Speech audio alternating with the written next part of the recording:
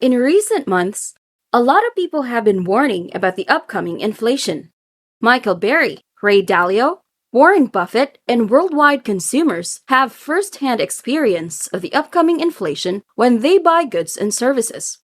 Even the majority of investors think that inflation is going to go on a steep increase in the future. However, Cathie Wood, a conventional contrarian, actually thinks that deflation is going to happen, the opposite of the current trend, which is inflation. The world was getting ready for inflation, but in Cathie's eyes, the real market event would be a deflationary crash. In this video, I will show you the reasons behind Cathie Wood's beliefs in a deflationary crash and provide you with data that could support her claims. Welcome to the Bulls and Bears channel. If you're new to the channel, hit the like button and subscribe to the channel if you enjoy our content.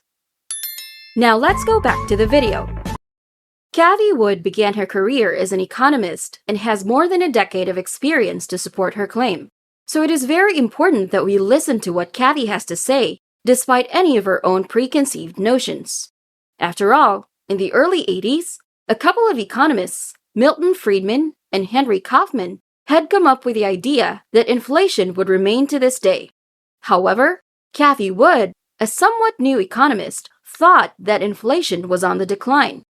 At the end of the day, Cathie was correct in her assumption.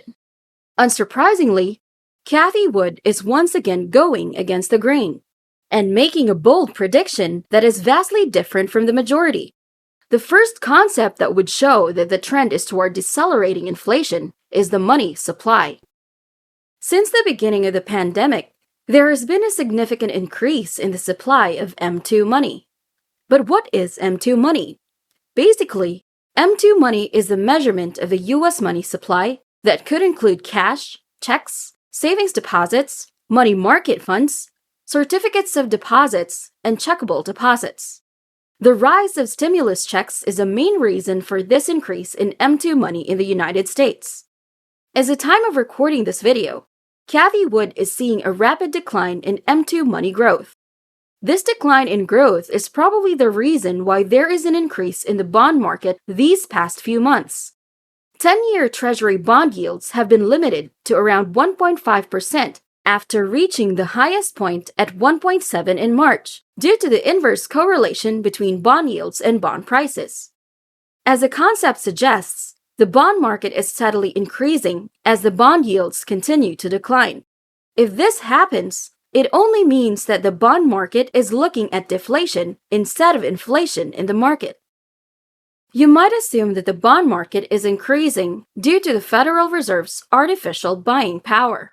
However, the Federal Reserve itself is not a new variable in the bond market and has already been buying bonds for months.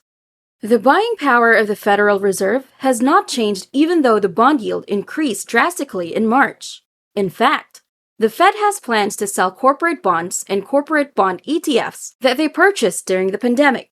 After the reports came in that has shown high inflation, Cathie Wood, as well as other economists, assumed that the bond market would sell off their shares. However, the bonds continued to rally. You might think that Cathie Wood is weird because of her assumptions, but she actually thinks that inflation would remain for the next 2 months.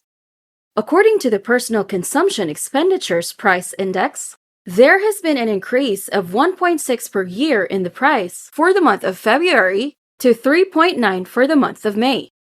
Cathie thinks that this could further increase all the way to 5%. So while inflation continues to increase in the next 2 months, Cathie predicts that the prices will go down in the long term. The increase in oil prices is also setting the stage for deflation. OPEC, a group of countries that regulates the supply of oil, aims to keep the supply of oil low to increase the price of oil, which would then lead to profits. However, this might turn out to be counterintuitive because more and more people have been purchasing electric vehicles as the price of oil continues to increase. At the time of the pandemic, more people have been purchasing electronic vehicles than fossil fuel vehicles at a disproportionate pace. This is partly due to the increasing gas prices and the idea that EVs are much better than gas-powered vehicles. If the oil prices continue to climb, more people would be convinced to buy EVs, which would then lower the long-term demand for oil. The price for crude oil is currently at around $75 per barrel, which is almost about the same price as its previous high of $77 per barrel. Cathie believes that the oil price will go down to $12 per barrel in the long term. You heard it right, $3 to $12 per barrel. If the cost of a barrel goes down to $12, that's an 84% decline from its current price. If the low cost of fuel comes true, then a substantial deflation would happen. Another important data that could point towards deflation is the purchasing power of the US dollar. Last month, the dollar index has increased by a significant amount. This is directly contradictory to the fears of inflation in the dollar, because the dollar is increasing its purchasing power when comparing it to other currencies. This might be due to Biden's corporate and capital gains tax, which is coming in lower than expected. Also, current commodities are actually lower than expected. The price of lumber in particular has taken a sudden turn towards a decline, which Cathie stated in one of her videos. The final data that could point toward deflation is consumer demand. Actual consumption has been on a decline by 0.4% each month. In particular, the consumption of durable goods is declining by 4.3% each month, and non-durable goods are on the decline by 0.5% each month. However, there is an increase of 0.4% each month for services consumption, but it is not enough to compensate for the decline in the consumption of goods.